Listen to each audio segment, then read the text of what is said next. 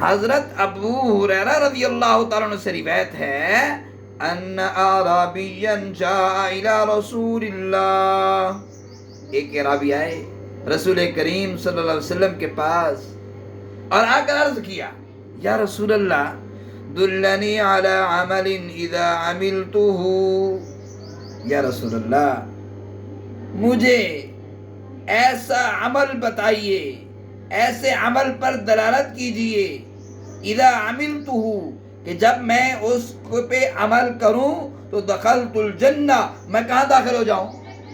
دیکھو صحابہ کا یہ جذبہ تھا، صحابہ کا یہ جذبہ تھا کوئی ایسا عمل کریں جس کی وجہ سے ہمیں ہمیشہ ہمیشہ ہی کیا مل جائے، جنت مل جائے۔ ایسا عمل کریں ہمیشہ ہمیشہ کیا مل جائے۔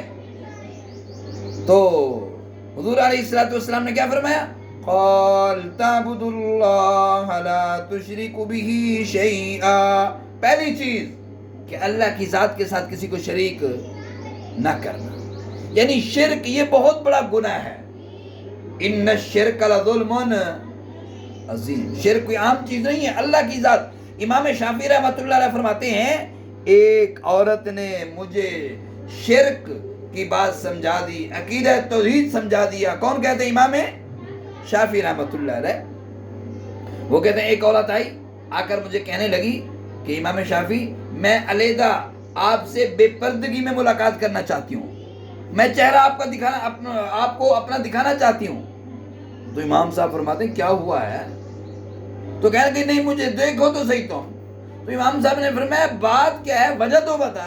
وہ کہنے لگی کہ تم مجھے دیکھو، اللہ نے مجھے کتنا حسن دی ہے، لیکن اس کے باوجود میرا خامد میرے ساتھ کسی اور کو شریک کر رہا ہے، میری سوکن لے کے آ رہا ہے۔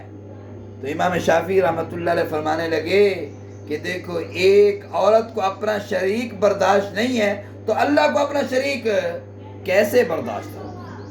بتاؤ کسی کو کسی عورت کو شریک برداشت ہے؟ بھئی ایک بچی کوئی ایسی ہے جو یہ دعا مانگتی ہو کہ اللہ پاک میرے باپ کو دوسری بیوی دے دے؟ نہیں، کیونکہ اے بھی اپنی ماں دے نال کوئی سوکن کو برداشت نہیں کرتی، تو اللہ جل شانہ کیسے کسی اور کو اپنے معاملات میں برداشت کریں گے؟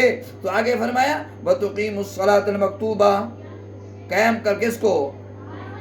وَتُؤَدِّيَ الزَّكَاةَ الْمَفْرُوضَةَ، اور نماز ادا کرے، وَتَصُومُ رمضان، اور رمضان کے۔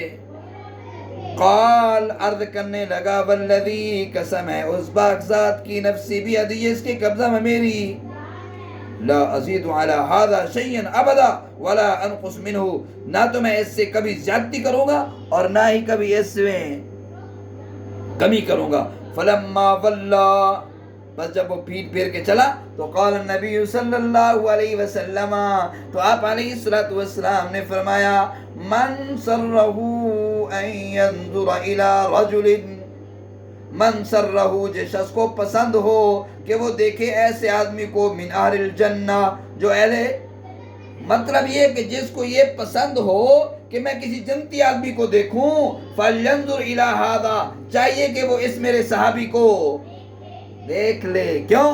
اس لیے کہ اس نے اب تہیہ کر لیا ہے کہ وہ اللہ کی ذات کے ساتھ کسی کو شریک نہیں کرے گا، وہ نماز کو نہیں چھوڑے گا، وہ زکوٰۃ ہمیشہ ادا کرتا رہے گا، وہ روزوں کو نہیں، غرض ہے کہ وہ اللہ کے احکامات کی پابندی کرے گا۔ تو فرمایا ایسا آدمی کہاں جائے گا؟ جنت میں۔ ایسا آدمی کہاں جائے گا؟ تو دیکھو میرے بیٹے، یہ مسلم شریف کی جو احادیث ہیں ان میں ایمان اور اعمال کے اوپر جو انسان کو ثمرات ملتے ہیں ان کو بیان کیا گیا ہے، جو انسان کو عمل کرنے کے اوپر پھل ملتا ہے اس کو بیان کیا گیا ہے کہ انسان کو عمل کرنے کے اوپر کیا پھل ملتے ہیں، انسان کو عمل کے اوپر اللہ جل شانہ کیا عطا فرماتے ہیں۔ بات سمجھائیے۔